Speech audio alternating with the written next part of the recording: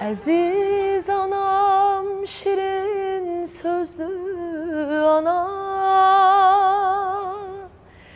qəlbin kövrək, eşqin solmaz bahar.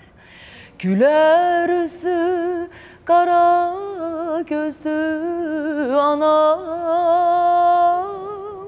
hara getsəm gözüm sənə baxar.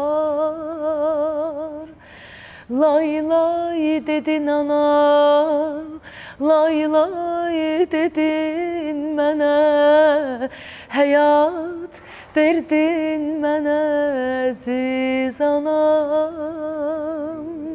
Laylan hələ yaşar, laylan eller aşar, güneş kimi yana yana.